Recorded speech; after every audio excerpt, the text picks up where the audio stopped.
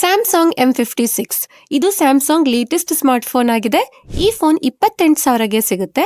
ಆದ್ರೆ with bank offer ಕೇವಲ 26,000ಗೆ ಸಿಗುತ್ತೆ. ಆದ್ರೆ ಈ ಫೋನ್ ತಗೋಬೋದಾ ಬೇಡವಾ ಅಂತ ನಾನು ಇವತ್ತಿನ ವಿಡಿಯೋ ಅಲ್ಲಿ ಹೇಳ್ತೀನಿ. ಈ ಫೋನ್ ನಾನು 5 ಡೇಸ್ ಇಂದ ಯೂಸ್ ಮಾಡ್ತಾ ಇದ್ದೀನಿ. ಈ ಫೋನ್ ಬಗ್ಗೆ ಸ್ವಲ್ಪ ಅರ್ಥ ಮಾಡ್ಕೊಂಡಿದ್ದೀನಿ. ಈ ವಿಡಿಯೋಲಿ ಈ ಫೋನ್ ನ ಅನ್ಬಾಕ್ಸಿಂಗ್ ಮಾಡಿ ರಿವ್ಯೂ ಮಾಡ್ತಾ ಇದ್ದೀನಿ. ಹಾಗೆ ಈ ಫೋನ್ ನಮಗೆ ಸ್ಯಾಮ್ಸಂಗ್ ಅವರೇನು ಕಳಿಸ್ಕೊಟ್ಟಿಲ್ಲ. ಈ ಫೋನ್ ನಮ್ಮ ರವಿಕುಮಾರ್ ಎಂಟರ್ಪ್ರೈಸಸ್ ಅವರು ಕಳಿಸ್ಕೊಟ್ಟಿದ್ದಾರೆ. ಅವ್ರದ್ದು ಬಂದು 2 ಶಾಪ್ಸ್ ಇದಾವೆ. ನಿಮ್ಗೇನಾದ್ರೂ ಹೊಸ ಫೋನ್, ಟಿವಿ, ಲ್ಯಾಪ್ಟಾಪ್ಸ್ ಬೇಕಾಗಿದ್ರೆ ಈ 2 ಶಾಪ್ಸ್ ನ ನೀವು ವಿಸಿಟ್ ಮಾಡಿ ಪರ್ಚೇಸ್ ಮಾಡಬಹುದು. ನಿಮ್ಗೆ ಬೇರೆ ಬೇರೆ ಡಿಸ್ಕೌಂಟ್ಸ್ಗಳು ಮತ್ತೆ ಬೇರೆ ಬೇರೆ ಆಫರ್ಸ್ಗಳನ್ನ ಕೊಡ್ತಾರೆ.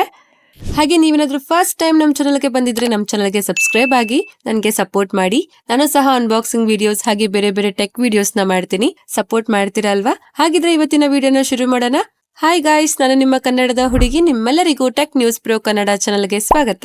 ಮೊದಲನೇದಾಗಿ ಈ ಫೋನ್ ನ ಬಾಕ್ಸ್ ಅಲ್ಲಿ ಏನೇನ್ ಸಿಗುತ್ತೆ ಅಂತ ನೋಡೋದಾದ್ರೆ, ನೋಡಿ ಬಾಕ್ಸ್ ಈ ರೀತಿ ಇರುತ್ತೆ. ವೈಟ್ ಕಲರ್ ಅಲ್ಲಿ ಇದೆ. ಈಗ ನಾವು ಬಾಕ್ಸ್ ನ ಓಪನ್ ಮಾಡ್ತಾ ಇದ್ದಂಗೆ ನಮ್ಗೆ ಇಲ್ಲಿ ಡೈರೆಕ್ಟ್ ಆಗಿ ಫೋನ್ ಸಿಗುತ್ತೆ. ಇದ್ರ ಬಗ್ಗೆ ನಾನು ಆಮೇಲೆ ಮಾತಾಡ್ತೀನಿ. ಹಾಗೆ ಇದರಲ್ಲಿ ಇನ್ನೊಂದು ಬಾಕ್ಸ್ ಸಿಗುತ್ತೆ. ಇದರಲ್ಲಿ ನಮ್ಗೆ ಸಿಮ್ ಎಜೆಕ್ಟರ್ ಟೂಲ್ ಸಿಗುತ್ತೆ. ಡಾಕ್ಯುಮೆಂಟೇಶನ್ ಕೊಟ್ಟಿದ್ದಾರೆ. ಆಮೇಲೆ ಇದರಲ್ಲಿ type C to type C cable ಸಿಗುತ್ತೆ. ಈ ಫೋನ್ ಬಾಕ್ಸ್ ಅಲ್ಲಿ ನಿಮ್ಗೆ ಯಾವುದೇ ಬ್ಯಾಕ್ ಕವರ್ ಸಿಗೋದಿಲ್ಲ ಮತ್ತೆ ಚಾರ್ಜಿಂಗ್ ಅಡಾಪ್ಟರ್ ಸಿಗೋದಿಲ್ಲ. ಅದನ್ನ ನೀವು ಸಪರೇಟ್ ಆಗಿ ಪರ್ಚೇಸ್ ಮಾಡಬೇಕಾಗುತ್ತೆ.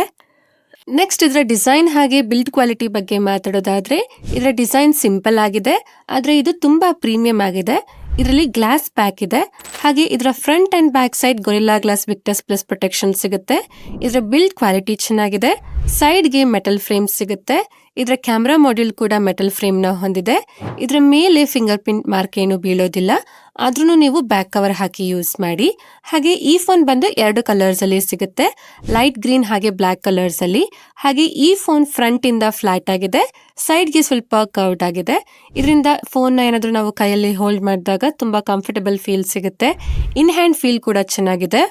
ನೆಕ್ಸ್ಟ್ ಇದರ ವೆಯ್ಟ್ ಬಗ್ಗೆ ಮಾತಾಡೋದಾದ್ರೆ, ಈ ಫೋನ್ 179 ಗ್ರಾಮ್ ವೆಯ್ಟ್ ಇದೆ. ಹಾಗೆ 7.2 mm ಥಿಕ್ನೆಸ್ ನ ಹೊಂದಿದೆ. ಈ ಫೋನ್ ಸ್ವಲ್ಪ ಸ್ಲಿಮ್ ಹಾಗೆ ಲೈಟ್ ವೆಯ್ಟ್ ಆಗಿದೆ. ಕೈಯಲ್ಲಿ ಇದ್ದಾಗ ಭಾರ ಇದೆ ಅಂತ ಏನು ಫೀಲ್ ಆಗೋದಿಲ್ಲ. ಲೈಟ್ ವೆಯ್ಟ್ ಫೀಲ್ ಕೊಡುತ್ತೆ. ನೆಕ್ಸ್ಟ್ ಇದರ ಪೋರ್ಟ್ಸ್ ಹಾಗೂ ಬಟನ್ಸ್ ನ ನೋಡೋದಾದ್ರೆ, ಈ ಫೋನ್ ನ ಕೆಳಗಡೆ ಸ್ಪೀಕರ್ ಗ್ರಿಲ್ ಇದೆ. USB type C charging port ಇದೆ. ಮೈಕ್ರೋಫೋನ್ ಇದೆ. ಲೆಫ್ಟ್ ಹ್ಯಾಂಡ್ ಸೈಡ್ ಅಲ್ಲಿ dual nano SIM card slot ಇದೆ. ಇದರಲ್ಲಿ 2 ಸಿಮ್ ನ ಹಾಕಿ ಯೂಸ್ ಮಾಡಬಹುದು. ಹಾಗೆ ರೈಟ್ ಹ್ಯಾಂಡ್ ಸೈಡ್ ಅಲ್ಲಿ power on and off button ಇದೆ. ಇದರ ಮೇಲೆ ವಾಲ್ಯೂಮ್ ರಾಕರ್ ಇದೆ. ಹಾಗೆ ಫೋನ್ ನ ಮೇಲೆ ನಾಯ್ಸ್ ಕ್ಯಾನ್ಸಲೇಷನ್ ಇದೆ. ಈ ಫೋನ್ ಅಲ್ಲಿ ಡಾಲ್ಬಿ ಅಟ್ಮಾಸ್ ಕಡೆಯಿಂದ ಸಿಂಗಲ್ ಸ್ಪೀಕರ್ ಸಿಗ್ತಾ ಇದೆ. ಹೆಡ್ಫೋನ್ ಜಾಕ್ ಇಲ್ಲ, ಆದ್ರೆ ಈ ಸಿಂಗಲ್ ಸ್ಪೀಕರ್ ಲೌಡ್ ಆಗಿದೆ. ಬೇಸ್ ಹಾಗೆ ಡೀಟೇಲ್ಸ್ ಕೂಡ ಚೆನ್ನಾಗಿದೆ. ಆದ್ರೆ ಈ ಪ್ರೈಸ್ ರೇಂಜ್ಗಳಲ್ಲಿ ಡ್ಯೂಯಲ್ ಸ್ಪೀಕರ್ ಕೊಟ್ಟಿದ್ರೆ ಇನ್ನೂ ಬೆಟರ್ ಆಗಿ ಇರ್ತಾ ಇತ್ತು.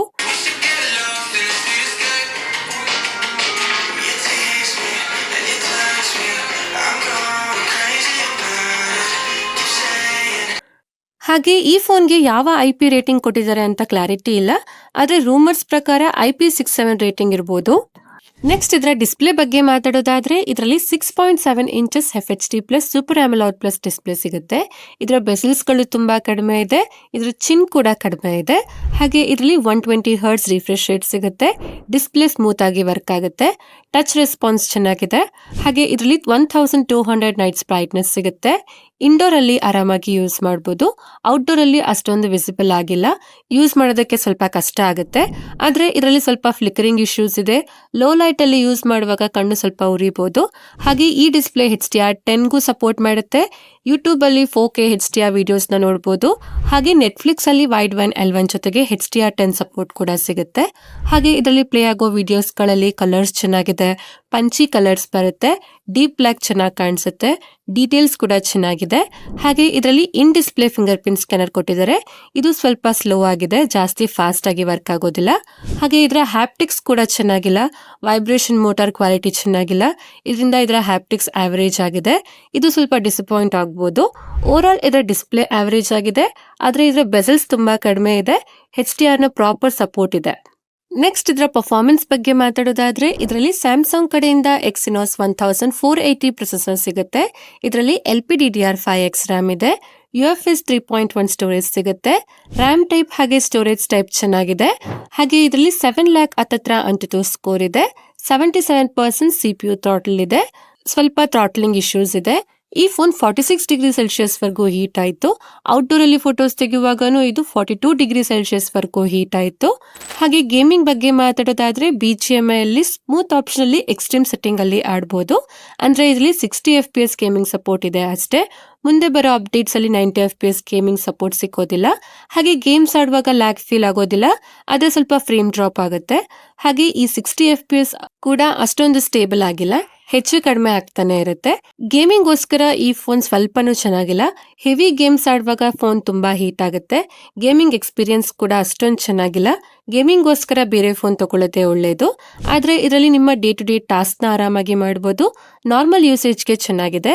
ಓವರಾಲ್ ಇದರ ಪರ್ಫಾರ್ಮೆನ್ಸ್ ಆವರೇಜ್ ಆಗಿದೆ, ಆದರೆ ಫೋನ್ ಓವರ್ ಹೀಟ್ ಆಗ್ತಾ ಇದೆ. ನೆಕ್ಸ್ಟ್ ಇದರ ಸಾಫ್ಟ್ವೇರ್ ಬಗ್ಗೆ ಮಾತಾಡೋದಾದ್ರೆ ಈ ಫೋನ್ Android 15 ಅಲ್ಲಿ ಬರುತ್ತೆ. One UI 7.0 ಅಲ್ಲಿ ವರ್ಕ್ ಮಾಡುತ್ತೆ. ಇದಕ್ಕೆ 6 years ಮೇಜರ್ OS ಅಪ್ಡೇಟ್ ಹಾಗೆ 6 years ಸೆಕ್ಯೂರಿಟಿ ಪ್ಯಾಚ್ ಅಪ್ಡೇಟ್ ಸಿಗುತ್ತೆ.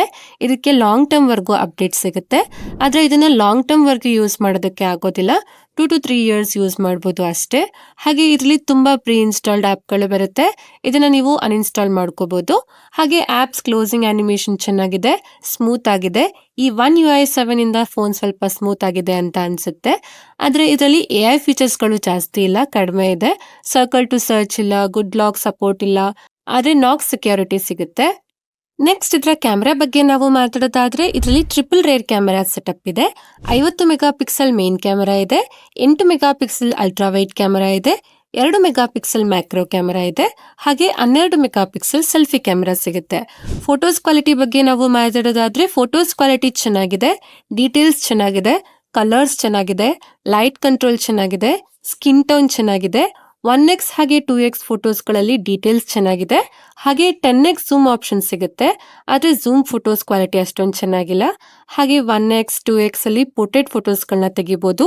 ಇದರಲ್ಲಿ ಎಡ್ಜ್ ಡಿಟೆಕ್ಷನ್ ಚೆನ್ನಾಗಿದೆ, ಡೀಟೇಲ್ಸ್ ಚೆನ್ನಾಗಿದೆ, ಆದರೆ ಲೈಟ್ ಕಂಟ್ರೋಲ್ ಚೆನ್ನಾಗಿಲ್ಲ. ಹಾಗೆ ಲೋ ಲೈಟ್ ಅಲ್ಲಿ ಕಲರ್ಸ್ ಚೆನ್ನಾಗಿಲ್ಲ, ಡೀಟೇಲ್ಸ್ ಕೂಡ ಚೆನ್ನಾಗಿಲ್ಲ. ಮೇನ್ ಕ್ಯಾಮ್ರಾ ಡೇ ಟೈಮ್ ಅಲ್ಲಿ ಮಾತ್ರ ಚೆನ್ನಾಗಿರೋ ಫೋಟೋಸ್ ನ ತೆಗೆಯುತ್ತೆ ಅಷ್ಟೇ. ಹಾಗೆ ಸೆಲ್ಫಿ ಫೋಟೋಸ್ ಬಗ್ಗೆ ನಾವು ಮಾತಾಡೋದಾದ್ರೆ ಇದರಲ್ಲಿ ಡೀಟೇಲ್ಸ್ ಚೆನ್ನಾಗಿದೆ, ಸ್ಕಿನ್ ಟೋನ್ ಚೆನ್ನಾಗಿದೆ, ಇದರಲ್ಲಿ ಲೈಟ್ ಕಂಟ್ರೋಲ್ ಚೆನ್ನಾಗಿದೆ, ಕಲರ್ಸ್ ಚೆನ್ನಾಗಿ ಬರುತ್ತೆ. ಹಾಗೆ ಇದರ ಫ್ರಂಟ್ ಅಂಡ್ ಬ್ಯಾಕ್ ಕ್ಯಾಮ್ರಾ ಇಂದ 4K ವಿಡಿಯೋಸ್ 30 FPS ಅಲ್ಲಿ ತೆಗಿಬಹುದು. ವಿಡಿಯೋಸ್ ಅಲ್ಲಿ ಲೈಟ್ ಕಂಟ್ರೋಲ್ ಚೆನ್ನಾಗಿದೆ, ಸ್ಟೆಬಿಲಿಟಿ ಚೆನ್ನಾಗಿದೆ, ಕಲರ್ ಸ್ವಲ್ಪ ಪಂಚಿಯಾಗಿ ಬರುತ್ತೆ. ಹಾಗೆ ಈ ಫೋನ್ ಇಂದ ತೆಗೆದಿರೋ ಎಲ್ಲ ಫೋಟೋಸ್ಗಳನ್ನ ಮತ್ತೆ ವಿಡಿಯೋಸ್ಗಳನ್ನ ನಾನು ಗೂಗಲ್ ಡ್ರೈವ್ ಅಲ್ಲಿ ಹಾಕಿರ್ತೀನಿ, ನೀವೇ ಹೋಗಿ ಚೆಕ್ ಮಾಡಿ, ನಿಮ್ಗೆ ಒಂದು ಐಡಿಯಾ ಬರುತ್ತೆ. ನೆಕ್ಸ್ಟ್ ಇದರ ಬ್ಯಾಟ್ರಿ ಲೈಫ್ ಬಗ್ಗೆ ನಾವು ಮಾತಾಡೋದಾದ್ರೆ ಇದರಲ್ಲಿ 5000 mAh ಬ್ಯಾಟ್ರಿ ಸಿಗುತ್ತೆ. ಇದು 45 ವ್ಯಾಟ್ ಫಾಸ್ಟ್ ಚಾರ್ಜಿಂಗ್ ಗೆ ಸಪೋರ್ಟ್ ಮಾಡುತ್ತೆ. ಆದ್ರೆ ಚಾರ್ಜಿಂಗ್ ನ ಸಪರೇಟ್ ಆಗಿ ನೀವು ತಗೋಬೇಕು. ಇದು ಫಾಸ್ಟ್ ಆಗಿ ಚಾರ್ಜ್ ಆಗುತ್ತೆ, ಆದ್ರೆ ಇದರ ಬ್ಯಾಟ್ರಿ ಬ್ಯಾಕಪ್ ಅಷ್ಟೊಂದು ಚೆನ್ನಾಗಿಲ್ಲ. ಹೆವಿ ಯೂಸ್ ಮಾಡಿದ್ರೆ 8 hours ಬ್ಯಾಟ್ರಿ ಬ್ಯಾಕಪ್ ಬರುತ್ತೆ. ನೆಕ್ಸ್ಟ್ ಇದರ ಕನೆಕ್ಟಿವಿಟಿ ಬಗ್ಗೆ ಮಾತಾಡೋದಾದ್ರೆ ಇದರಲ್ಲಿ 8 5G ಬ್ಯಾಂಡ್ ಸಿಗುತ್ತೆ, ವೈಫೈ 6 ಇದೆ, ಬ್ಲೂಟೂತ್ 5.3 ಇದೆ, NFC ಸಪೋರ್ಟ್ ಸಿಗುತ್ತೆ. ಹಾಗೆ ಇದರ 5G ಕನೆಕ್ಟಿವಿಟಿ ಚೆನ್ನಾಗಿದೆ. ಕೊನೆಯದಾಗಿ ನಾವು ಇದರ ಪ್ರೈಸಿಂಗ್ ಬಗ್ಗೆ ಮಾತಾಡೋದಾದ್ರೆ ಈ ಫೋನ್ 2 ವೇರಿಯಂಟ್ ಅಲ್ಲಿ ಸಿಗುತ್ತೆ. 8GB RAM 128GB ಸ್ಟೋರೇಜ್, ಇದಕ್ಕೆ 27,999 ಆಗುತ್ತೆ. ಹಾಗೆ 8GB RAM 256GB ಸ್ಟೋರೇಜ್, ಇದಕ್ಕೆ 30,999 ಆಗುತ್ತೆ. ಆದ್ರೆ ಇದರ ಬೇಸ್ ವೇರಿಯಂಟ್ಗೆ ವಿತ್ ಬ್ಯಾಂಕ್ ಆಫರ್ ನಿಮ್ಗೆ 25,000ಗೆ ತಗೋಬಹುದು. ಹಾಗಿದ್ರೆ ಈ ಫೋನ್ ತಗೋಬಹುದಾ ಅಂತ ಅಂದ್ರೆ ನನ್ನ ಪ್ರಕಾರ ಬೇಡ ಅಂತ ಅನ್ಸುತ್ತೆ. ಯಾಕಂದ್ರೆ ಈ ಪ್ರೈಸ್ ರೇಂಜ್ ಅಲ್ಲಿ ಇನ್ನೂ ಬೆಟರ್ ಆಪ್ಷನ್ಸ್ ಗಳು ಸಿಗುತ್ತೆ. ಆದ್ರೆ ನಿಮ್ಗೆ ಏನಾದ್ರು ಸ್ಯಾಮ್ಸಂಗ್ ಕಡೆಯಿಂದನೇ ಫೋನ್ ಬೇಕು ಅಂತ ಇದ್ರೆ ಈ ಫೋನ್ ತಗೋಬಹುದು. ಆದ್ರೆ ಆದಷ್ಟು ಈ ಫೋನ್ ಅವಾಯ್ಡ್ ಮಾಡೋದಕ್ಕೆ ಟ್ರೈ ಮಾಡಿ. ಯಾಕಂದ್ರೆ ಇದರಲ್ಲಿ ಚಾರ್ಜಸ್ ಸಿಗೋದಿಲ್ಲ, ಫಿಂಗರ್ ಪ್ರಿಂಟ್ ಸ್ಕ್ಯಾನರ್ ತುಂಬಾ ಸ್ಲೋ ಇದೆ, ಸಿಂಗಲ್ ಸ್ಪೀಕರ್ ಇದೆ ಅಷ್ಟೇ. ಇದರಲ್ಲಿ ಹ್ಯಾಪ್ಟಿಕ್ಸ್ ಕೂಡ ಚೆನ್ನಾಗಿಲ್ಲ, ಓವರ್ ಈಟಿಂಗ್ ಇಶ್ಯೂಸ್ ಇದೆ, ಪರ್ಫಾರ್ಮೆನ್ಸ್ ಚೆನ್ನಾಗಿಲ್ಲ. ಅದಕ್ಕೆ ನೀವು ಈ ಫೋನ್ ಆದಷ್ಟು ಅವಾಯ್ಡ್ ಮಾಡಿ. ಇಷ್ಟ ಫ್ರೆಂಡ್ಸ್, ಇವತ್ತಿನ ವಿಡಿಯೋಲಿ ಸ್ಯಾಮ್ಸಂಗ್ M56 ನ ಅನ್ಬಾಕ್ಸಿಂಗ್ ಮಾಡಿ ರಿವ್ಯೂ ಮಾಡಿದ್ದೀನಿ. ಈ ಫೋನ್ ಬಗ್ಗೆ ಹಾಗೆ ಈ ವಿಡಿಯೋ ಬಗ್ಗೆ ನಿಮ್ಗೆ ಏನ್ ಅನ್ಸುತ್ತೆ ಅಂತ ಕಮೆಂಟ್ ಮಾಡಿ ಹೇಳಿ. ಈ ವಿಡಿಯೋನ ನಿಮ್ಮ ಫ್ರೆಂಡ್ಸ್ ಹಾಗೆ ಫ್ಯಾಮಿಲಿ ಅವ್ರಿಗೆ ಶೇರ್ ಮಾಡಿ. ಈ ವಿಡಿಯೋ ಇಷ್ಟ ಆದ್ರೆ ಲೈಕ್ ಮಾಡಿ, ನಮ್ಮ ಚಾನಲ್ಗೆ ಸಬ್ಸ್ಕ್ರೈಬ್ ಆಗಿ ನನಗೆ ಸಪೋರ್ಟ್ ಮಾಡಿ. ಧನ್ಯವಾದಗಳು. Thank you for watching. Next video ಸಿಗೋಣ. ಅಲ್ಲಿವರೆಗೂ ಕಾಯ್ತಾ ಇರಿ. ಬೈ ಬಾಯ್.